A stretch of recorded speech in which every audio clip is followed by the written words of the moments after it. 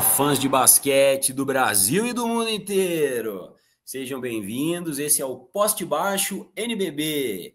Eu tô aqui com meu amigo Davi Gomes. E aí, Davi, tudo certo? Tá tudo certo. Bom, chegamos na boa fase do NBB agora de playoff, agora literalmente, né?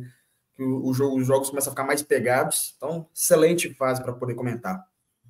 Pois é, agora a gente está entre uma fase e outra, né? Daqui a pouco começam os jogos das quartas. E, bom, a gente, na mesma dinâmica agora do Poste Baixo, eu queria que você me contasse, abrisse o nosso pod hoje com uma historinha aí das suas coberturas do NBB. Oh, tem uma boa, que eu fui a São Paulo, fui no Clube do Pinheiros, fazer Minas e Pinheiros lá. Seria um dia que o Raul Neto, que jogou na NBA e tal, iria jogar contra o Minas pela primeira vez, ele que é cria do Minas, da base, e estava machucado, né? Então eu fui para lá muito por conta disso, para poder, né, conseguir conversar com ele, assistir o jogo e tal. E aí, né, fui credenciado, fui tudo bonitinho, dentro dos conformes ali. E aí eu tava numa área assim, eu só tinha jornalista, e aí eu comecei a ver uma movimentação do pessoal correndo para um lado e para o outro. O Raulzinho e tal, ele estaria no ginásio, mas ele estava machucado, então ele não iria jogar. Mas o pessoal correndo, né, para um lado e para o outro, buscando, caçando ele e tal. Aí consegui pegar um papel, que era o papel das escalações de início de jogo, e ele não estava, nem no time titular, nem no time reserva. Mas ele estava com roupa de aquecimento. E aí, acho que por isso, por algum motivo, lá não poderia estar na quadra aquecendo, jogando, arremessando com os caras. E aí os diretores do Pinheiros correndo atrás dele, mandando ele tirar a roupa de qualquer forma, trocar no vestiário, voltar pro vestiário, porque senão ele poderia dar alguma multa, alguma coisa assim. E eu fiquei vendo aquilo ali, falei, gente, não é possível, assim, o que tá rolando e tal. Aí depois que eu fui descobrir, aí eu consegui no final do jogo conversar com ele, né, bati um papo rapidão com ele, até porque tinha muitos jornalistas querendo fazer o mesmo, né, então falei com ele lá sobre não poder jogar contra o Minas naquele dia, mas também essa situação, né, dele explicar lá o porquê que ele tava com a roupa de uniforme, ele até perfilou na hora do hino nacional, mas já tinha trocado a roupa, tava tudo certo. Mas foi muito curioso, porque você nunca viu os diretores correndo para um lado e para o outro para tirar a roupa do cara, trocar a roupa do cara. Foi bem engraçado, foi estranho na hora também, mas foi muito bom de estar presente naquele momento. É legal, Raulzinho faz parte aí da história do basquete brasileiro, né? Revelado no Minas Tênis, legal demais. Passagens pela NBA, Washington Wizards, Utah Jazz, né? Bom, então vamos falar do NBB, que é isso que a gente está aqui.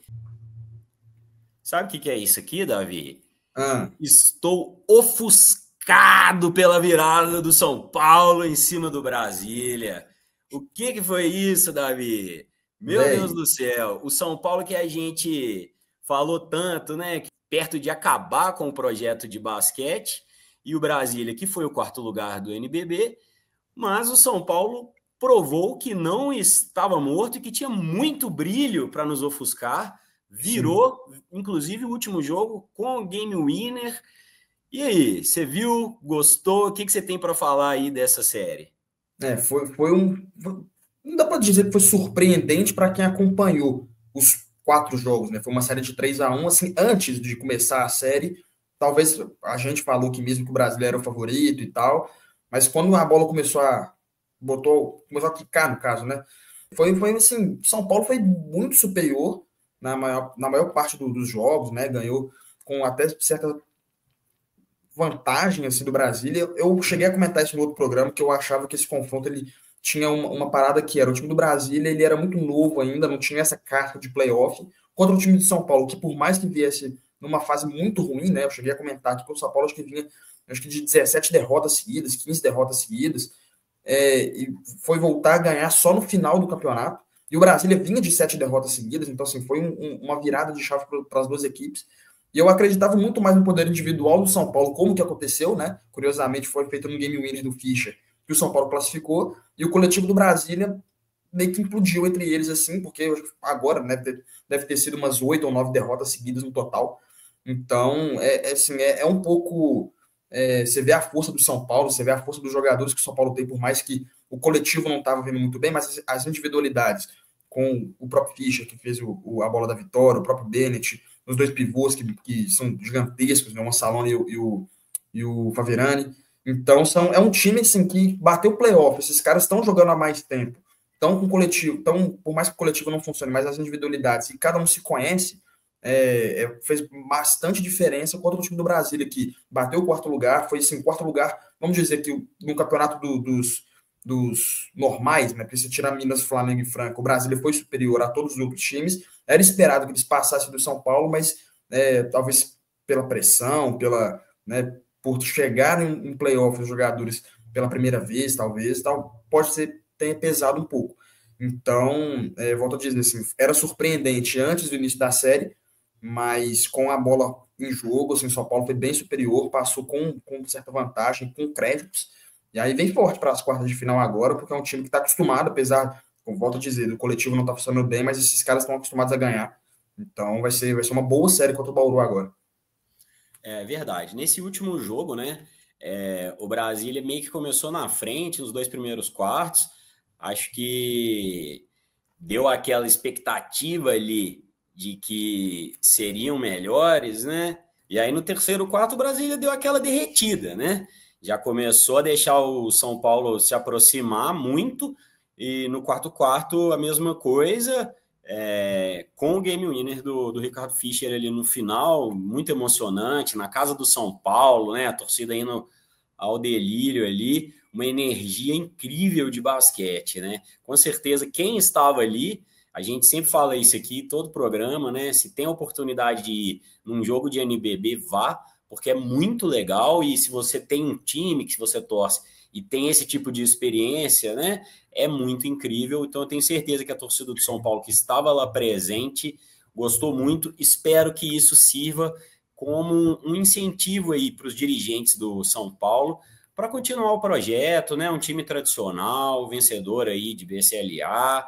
E agora o São Paulo vai pegar, não pega vida fácil, mas pega um outro time que também suou um pouco para passar, né? A gente falou no último episódio, né, da série de Bauru e Paulistano, uma série duríssima, com troca ali de um vence, o outro vence, aquela coisa. E eu achei que o Bauru ia chegar, sabe assim, machucado, tal. Parece até que não. Parece que o time chega inteiro. Como que o Bauru passou do Paulistano e como que você acha que eles vêm aí para enfrentar o São Paulo nas quartas do NBB? O Bauru ele teve que se reinventar durante a série, porque estava perdendo por 2-1. Precisava jogar um jogo 4 fora de casa contra o Paulistano. Foram lá, ganharam, e aí trazendo o jogo para o ginásio deles, o panela de pressão, era complicado de parar. Até foi um jogo. O jogo 4 foi mais fácil, vamos dizer assim, foi uma vantagem muito confortável, né? Foram 30 pontos de vantagem no jogo 4 na casa do Paulistano. E aí foram jogar em Bauru no jogo 5, ganharam por 5, foi 85-80, foi um jogo mais complicado, mais difícil, até pela carga emocional também, né? Assim, um jogo que você não pode errar, mas conseguiram trazer fizeram essa remontada, né? Muito por conta do Bright, que é o candidato a MVP da liga, assim, é o maior cestinho e tal. É um cara que defende muito bem, por mais que ele seja pequeno, né? Até curioso isso, ele não é um cara alto, é um armador baixo para os padrões, até para o próprio NBB, mas é um cara que é muito rápido, defende muito bem, sabe se posicionar muito bem na defesa e no ataque. Então, acho que muito por conta dele e de outros, né? Tem que sempre falar do Alex Garcia, que com 45 anos nas costas ainda joga muito basquete. Conseguiram chegar nessas quartas de final agora. O Bauru foi semifinalista no ano anterior, no ano passado, e agora chega mais umas quartas de final. E aí é um confronto assim, de iguais, né? Porque as duas equipes chegam assim, tendo que o São Paulo conseguindo vencer um time que teoricamente seria melhor que o dele, e o Bauru revertendo uma vantagem de 2-1 na casa do adversário. Acho que eles chegam em pé de igualdade, assim, porque já mostraram que tem condição de ganhar, e uma boa série. Cada time ganhou um jogo na fase classificatória, o Bauru ganhou um jogo do São Paulo, o São Paulo ganhou um jogo do Bauru, então agora vai para um desempate entre 5 jogos. Bom, então vamos lá, né? Eu acho que a gente pode passar mais rapidamente sobre a série de Minas e Mogi. O Mogi realmente não conseguiu nem segurar, assim, minimamente o Minas, né? Tiveram ali 2 jogos que nos primeiros quartos eles ficaram pau a pau, jogaram um pouco de igual para igual, o que é valoroso, né? A gente há de convir que com um time com um investimento muito mais baixo, cheio de jogadores jovens e tal, conseguir enfrentar o Minas, mesmo que por um quarto, esse Minas que é um time muito bem montado, que já vem de alguns anos, né? Esse grupo e tudo, tem um valor, né? O Mogi conseguiu, saiu, digamos assim, com a cabeça erguida, tem bons valores ali, coisas que dá para aproveitar ano que vem. A gente torce muito, né? O time do Mogi é um time muito tradicional, né, cheio de história no basquete brasileiro. Então a gente torce muito que esse projeto, né, seja desenvolvido, continue. E aí, Davi, você acha que tem alguma coisa que dá para a gente falar assim, destacar desse Minas e Mogi? Eu disse no outro programa, né? Acho que era um excelente momento para o Léo Costa, o treinador do Minas, testar a formação, testar jeitos de jogar diferente. Ele precisou fazer isso porque o Danilo Fusaro machucou, então não esteve presente em 2 jogos, nos 2 últimos jogos aqui em BH. Então ele começou a jogar com 3 armadores, 2 armadores e tentar um small ball ali. Então acho que foi um momento que o Léo Costa ele tirou muito proveito disso. Funcionou, né? Porque não só venceu, mas venceu com certa vantagem. Acho que chega um momento do jogo 3 ali que o Mogi ele já sabia que perderia, que seria eliminado, então os caras dão uma baixada no nível, no ânimo. Então acho que para o Minas foi muito bom esses 3 jogos para poder testar formações novas, colocar mais rodagem e minutagem para os meninos novos, né? Então você vê que o Fernando já jogou mais, o Yuri que estava lesionado já voltou, já teve minutos. Então foi um excelente momento que o Léo Costa teve para poder testar aquilo que ele poderia, situações de jogo que ele pode usar daqui para frente. Então já seria uma série, por si só, o Minas teria uma vantagem muito grande, mas foi até melhor do que o esperado, porque abriu certas vantagens assim, em determinados momentos do jogo, não sofreu muito, não teve que suar pra caramba para poder vencer. Então, sai desses 3 jogos assim com um espírito melhor, com um time um pouco mais entrosado, com formações diferentes, e que se o time já era o melhor time da liga, né, por tabela, agora ele já se credencia ainda mais por candidato ao título, porque assim, se mostrou que agora tem novas táticas para poder ser usadas nos jogos. Pois é, você falou da lesão do Yuri, né? E foram várias as lesões esse ano, né? E isso a gente já está até acostumado, né? De alguns jogadores do Minas se machucarem ao longo do ano, ou de qualquer time.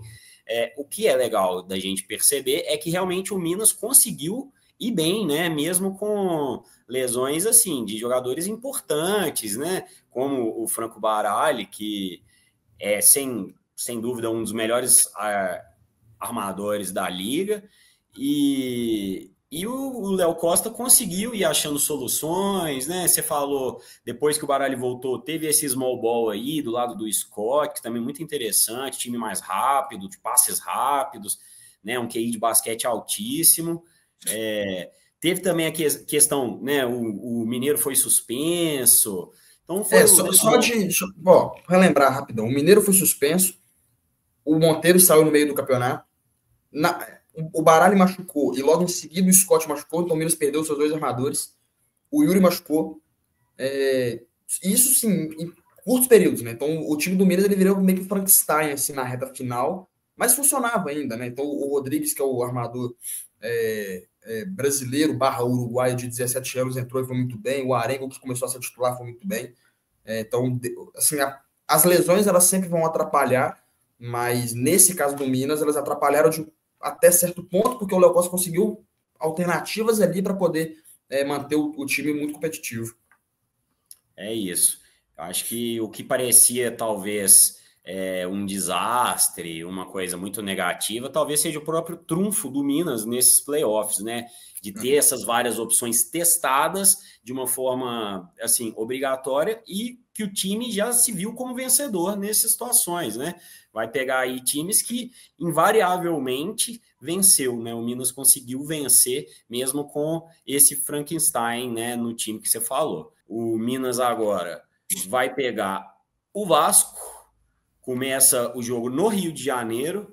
E aí, o que você acha desse matchup? Você acha que o Minas ainda é muito favorito? O Vasco ele foi um dos 5 times que venceram o Minas, né, na temporada regular.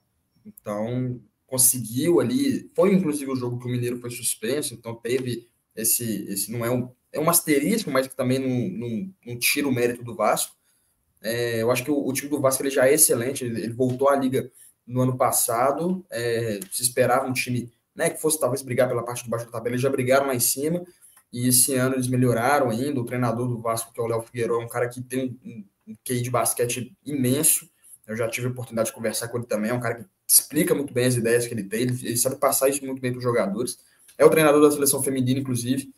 Ele foi treinador da seleção nesse jogo contra o Indiana Fever aí. Então, Mas retoma aí as qualidades aí do Vasco. Isso, e o Vasco é um time que, assim, tem Marquinhos, que é uma lenda, tá se despedindo do NBB esse ano, então para ele é como se fosse um The Last Dance, né? Ele vai querer a todo custo ganhar, porque é um cara histórico na liga, ele fez história pelo rival do Vasco, Flamengo, pelo São Paulo, e agora com o Vasco, ele aceitou o projeto, então é muito interessante. Tem outros nomes ali, Eugênios e tal, Humberto, que são caras que são grandes, sabem arremessar, sabem defender, é um time muito bem, muito regular, o Vasco, né? Eu acho que a gente já falou que várias vezes que a tabela do NBB ela é um pouco separada em blocos.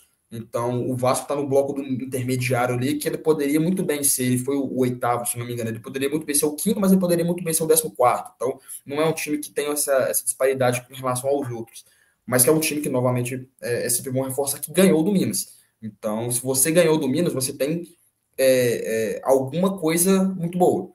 Então, e o jogo começando em São Januário vai ser uma pressão absurda, né? A torcida do Vasco ela abraçou o projeto lá, então é uma quadra muito pequena, tal, que tem muita pressão em cima dos jogadores adversários. Então, o Vasco tem essa vantagem de começar jogando em casa, que se conseguir uma vitória lá, ele automaticamente ele já consegue um outro jogo em São Januário. Então, para eles vai ser fundamental esse jogo, e aí o Minas tem que continuar fazendo o que ele já faz desde que começou o campeonato. E aí, mas ir lá em São Januário e vencer o Vasco é sempre muito difícil. Eu sou a fim de conhecer esse ginásio deles lá. Queria fotografar lá, parece bem um ginásio sul-americano mesmo, assim, né? Quando a gente vê aqueles jogos de times um pouco menores, entre aspas, o próprio Instituto de Córdoba, né? Que enfrentou o Minas aí na BCLA, que tem uma paredezinha ali atrás Tem a bomboneira do Boca também, tem um paredão atrás, assim, com os torcedores. Esse do Vasco, talvez você pode colocar ali que seja um dos mais caldeirões mesmo, né? Eu já... Assim, na Arena do Minas não é tanto, né? A torcida fica perto dos jogadores, mas não é tanto assim. Eu já tive a oportunidade de ir no Morumbi algumas vezes. Pressão, desde que esteja cheio, né? O estádio com o ginásio vazio não é tão pressão. No Pinheiros porque tem um paredão na frente, assim, dos lados. E no Corinthians é gigante. Então, assim, esse que eu já fui, né? Então, o do São Januário, sem dúvidas, é um que, por mais que talvez não esteja tão cheio, um jogo que não vai estar tão cheio, um cara gritando lá faz um barulho absurdo. Então vai ser muito difícil. É verdade. Em jogo sexta-feira à noite, né? A gente não sabe se vai ter adesão ou não, mas se você estiver aí no Rio de Janeiro, recomendo que vá até o ginásio do São Januário, porque vai ser um bom jogo, né? Acho que o Vasco vai endurecer esse primeiro jogo, pelo menos, por Minas. É difícil demais vencer do Minas, o Minas tem esse favoritismo aí, mas, especialmente nesse primeiro jogo, acho que tudo pode acontecer, né? Bom, a outra série que também a gente pode falar um pouco mais rapidamente foi a série do Franca, né? O Franca a gente já tá careca de saber, já conhece muito bem, Jorginho, Lucas Dias, enfim, é um time muito forte. E o Pato realmente não conseguiu fazer muita frente, né? E agora, de qualquer jeito, o Franca vai pegar o Pinheiros. O que você me destaca desse Franca? Tem alguma coisa da série anterior que você gostaria de falar? E o que a gente pode esperar desse Franca e Pinheiros? O time do Franca falar deles é chover no molhado, né? Assim, são os mesmos jogadores há algum tempo, alguns saíram e voltaram, né? Como o caso do Jorginho, mas você pega ali que a base nunca vai mudar. David Jackson, Jorginho, Lucas Dias, aí muda um ou outro, né? O próprio Didi vem muito bem, né? Acho que o Didi vem se candidatando a esse top 3, 4 aí do Franca mesmo, né? Isso, mas assim, a série contra o Pato ele só fez frente no primeiro jogo, que foi empate, chegou a estar liderando o jogo no final da partida mesmo, assim, aí tomaram uma virada, mas os dois jogos em Franca foram um atropelo. Acho que o Pato ele não teve forças, né, para poder seguir, porque o Franca, assim, é até engraçado você ver jogos de Franca, é um time que ele não morre, né? Se você tá com 10 de vantagem, você tem que tomar cuidado, porque os caras vão matar 2 bolas de 3 na sua cara rapidinho assim, a vantagem já desmorona. Então, o Pato, além de ele não conseguir converter seus arremessos até mais simples, né? Teve bolas assim que o Pato não conseguia, né? Trazer ali, fazer 2 pontos que seja. O Franca ia lá e matava de seguido, né? Então foi um confronto, assim como o do Minas, que foram os dois confrontos que fecharam em 3-0, foi um dos confrontos mais desiguais, porque a diferença entre os times era muito grande. Para esses times menores, o seu super trunfo, né, é jogar o primeiro jogo em casa. Se você não ganha esse jogo em casa, fica muito difícil para reverter depois. E foi o que aconteceu com o Pato. Coisa que não aconteceu com o Pinheiros, porque o Pinheiros, teoricamente, deveria também, assim, não era esperado um 3-0, mas o Pinheiros, no primeiro jogo, em Campina Grande, fez um baita jogo. Eu acho que, se eu não me engano, limitou o Unifacisa a 50 pontos no jogo inteiro. Então, era esperado que Franca conseguisse, que Pinheiros conseguisse uma vantagem, passar bem na fase, mas aí no jogo 2 em Pinheiros eles perderam, né? Então, assim, trouxe ali um pouco de preocupação para eles. Eu, particularmente, achei que a série seria um pouco mais tranquila para eles, porque o time do Unifacisa ele perdeu várias peças do ano anterior, mas aí foi uma série que foi até 5 jogos, foi até uma surpresa para mim, particularmente falando, porque eu não esperava que o Unifacisa tivesse força para poder chegar, ganhar 2 jogos, né? Então eles conseguiram ganhar um fora e ganharam o jogo em 4 em casa, mas aí no jogo 5, na volta para São Paulo, o time do Pinheiros conseguiu uma vantagem muito boa, é um time melhor e conseguiu cravar a classificação contra um time que já era muito limitado, e aí quando o jogo foi para valer mesmo, assim, o Unifacisa não teve força. E esse confronto de Franca e Pinheiros, ele é um confronto local, né, paulista, que é sempre muito interessante, porque são times que no estado de São Paulo tem o Campeonato Paulista, né, então os times eles se enfrentam mais de uma vez. E nesse caso, nesse ano também, as duas equipes já se enfrentaram no Super 8, Franca passou, então eles já se conhecem por si só, por conhecer os jogadores mesmo e por já ter se enfrentado. Eu estou curioso para saber, né? Assim como eu já disse aqui, para o time que começa em casa é sempre muito importante começar vencendo. Se o Pinheiros conseguir vencer o primeiro jogo em casa, vai colocar a Franca numa situação difícil, porque apesar de todos os elogios para o time do Franca, que é um time que, quando perdeu, mostrou as suas falhas no começo do campeonato. Então, se o Pinheiros souber aproveitar o mano de quadro no primeiro jogo e conseguir manter, né, pelo menos vencer um jogo depois em Franca, pode ser que leve uma série para 5 jogos e aí, quem sabe, chega na semifinal. É isso, né?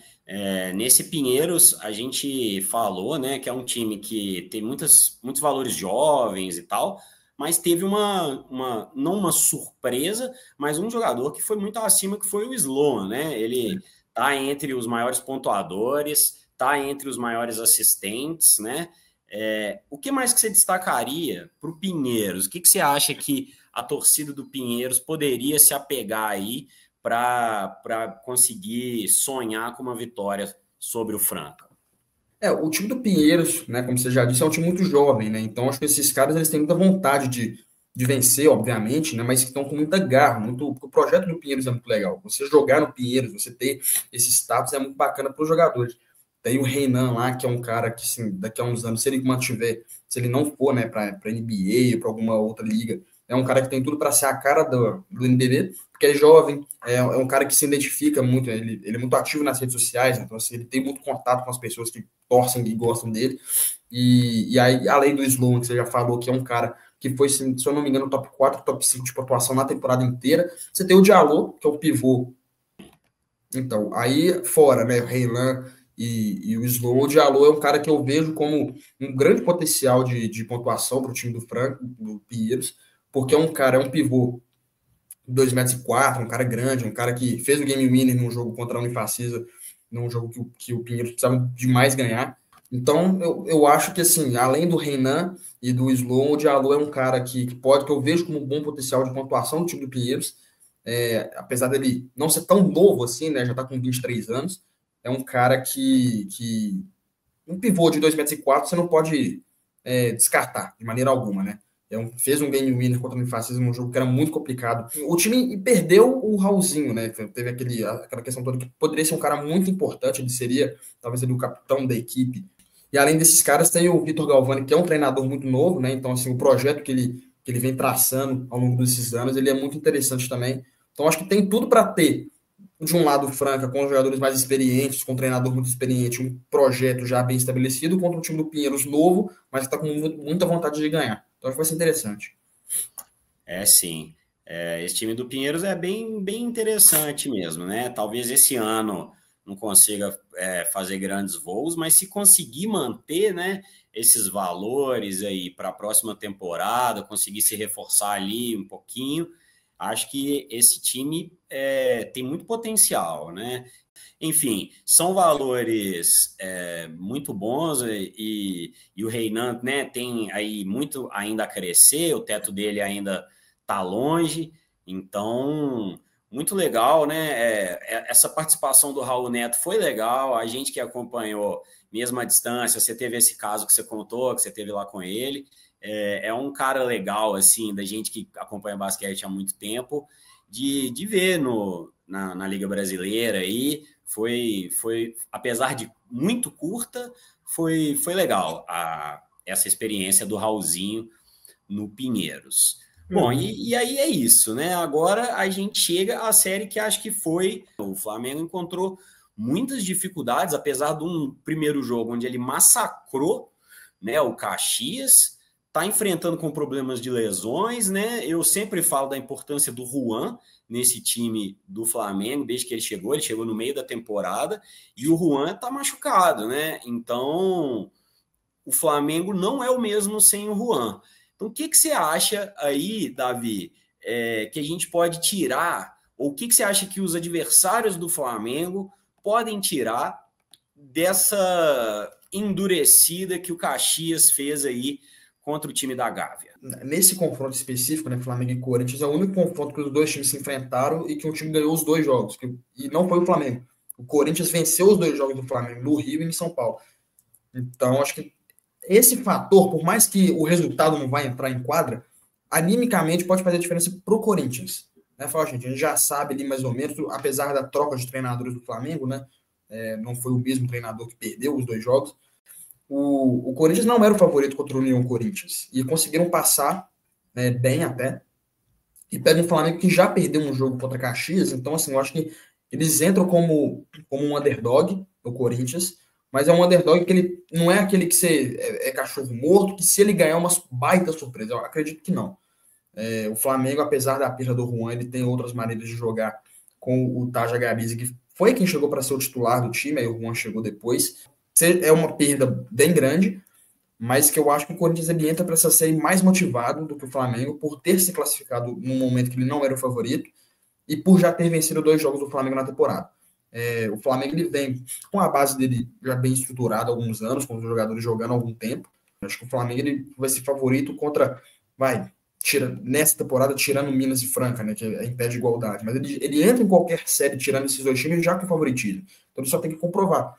E então eles entram nessa série contra o Corinthians, assim, eu acho que o espírito do Corinthians vai ser um pouco mais forte para entrar, os caras sabem que tecnicamente eles são piores, acho que dá para dizer isso, mas que eles entram com um espírito que, a gente ganhar o primeiro jogo em São Paulo, a gente chega no Rio de Janeiro, sabendo que o Flamengo já perdeu um jogo aqui contra um time que era infinitamente melhor do que o dele, pior do que o dele. Então, acho que essa série vai ser bem interessante por ser duas camisas muito pesadas, e por ter essas coisinhas, né, de Corinthians já ter vencido, o Flamengo ele vai entrar mordido, talvez. Então vai ser bem interessante de acompanhar. O Corinthians teve jogo que venceu por 30 pontos, né? União Corinthians. Então, assim, o Corinthians está mostrando que consegue se superar, né? Tem o Elinho, que é um jogadoraço, sou muito fã do Elinho, e ele realmente muda a história de jogo. De qualquer jeito, o Corinthians acho que oferece um pouco de preocupação para esse time do Flamengo, né? Porque tem o Elinho, tem o Lucas Cauê, que já até foi para a seleção, é alto, é muito físico. Esse jogo eu acho que vai ser muito interessante. Eu torço muito para que as arenas fiquem cheias, né? Os ginásios aí. O Corinthians não tem uma boa média de público, né? O Flamengo já consegue arrastar mais pessoas sempre para onde ele vai jogar, até aqui em Minas, até em outros lugares, o que nesse ponto é muito legal. Porém, eu acho que o Flamengo realmente não vai ter vida fácil, né? Vai depender um pouco da saúde aí de alguns de seus jogadores, como o Juan, como eu falei mais cedo, e eu tenho fé que o Corinthians vai endurecer contra o Flamengo. Cara, mais alguma coisa a acrescentar? Né, a última coisa, eu acho que esse ano, em especial esse ano, existe uma grande possibilidade de pelo menos um desses três que são chegados às semifinais por mais anos consecutivos caia. Minas, Franca ou Flamengo. Porque nos últimos anos é sempre os três mais alguém. São Paulo, Bauru, né? Então, assim, esse ano eu acredito que os times que vão disputar, né? Então, Vasco, Corinthians e Pinheiros, eles têm alguma chance. Eu acredito que, assim, você me perguntar uma porcentagem de 0 a 100, eu acho que é 70-30, 60-40 e tal, mas por terem mudado o regulamento, né, por o time de pior campanha começar jogando em casa e por os times melhorarem em si mesmo, né, eu acredito que eles têm uma chance maior. Então, talvez a gente pode ter uma surpresa, né, dentre algum desses três times caindo antes. Mas, assim, para a liga é interessante, né? Eu acredito que para o torcedor, claro, que ele quer chegar na final sempre, mas para a liga ter esse rodízio de times chegando cada vez mais, times diferentes, chegando cada vez mais nas semifinais é mais interessante. Eu torço para que não seja o meu time, né? Mas que os outros, assim, se caírem, até porque você pega assim, que Franca e Flamengo, imagina uma semifinal que seja Corinthians e Pinheiros, tirando esses dois. É muito interessante pela história, né? Mas por jogo, por bola jogada, assim, ter Flamengo e Franca e o Minas também é sempre bem interessante.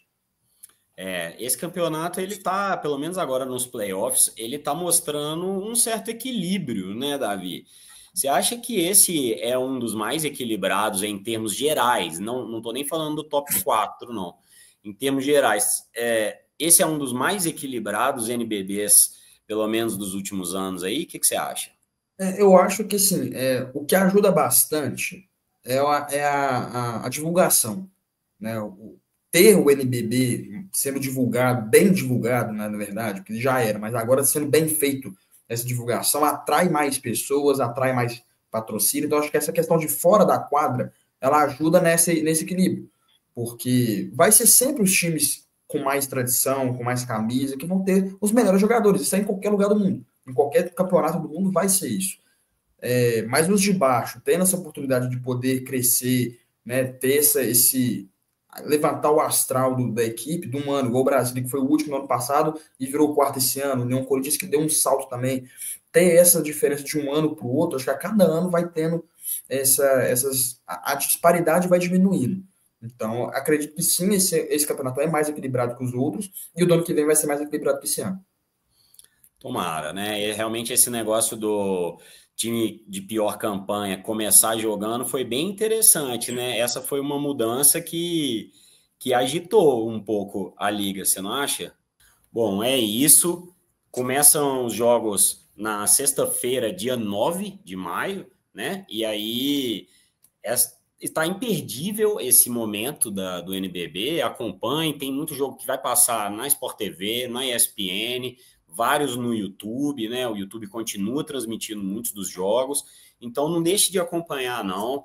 Siga o NBB, apoie o basquete brasileiro. E por que não, né, Davi? Siga o Poste Baixo nas nossas redes sociais. A gente tem colocado muitos conteúdos legais, tem um conteúdo de NBA, mas falando de NBB, a gente está trazendo cortes aí do podcast, sempre nos stories com informações que circulam aí da nossa Liga de Basquete Brasileira aí. Então, estou muito animado para essas quartas de final do NBB e te encontro na semana que vem, certo, Davi? Isso. Semana que vem estaremos no jogo, né? Acho que a gente consegue gravar um conteúdo em jogo, mas certamente fazer o podcast também na semana trazendo os resultados. É isso, é isso. Então, deixa o like, se inscreva, mande para o seu coleguinha que gosta de basquete e a gente encerra por aqui. Valeu!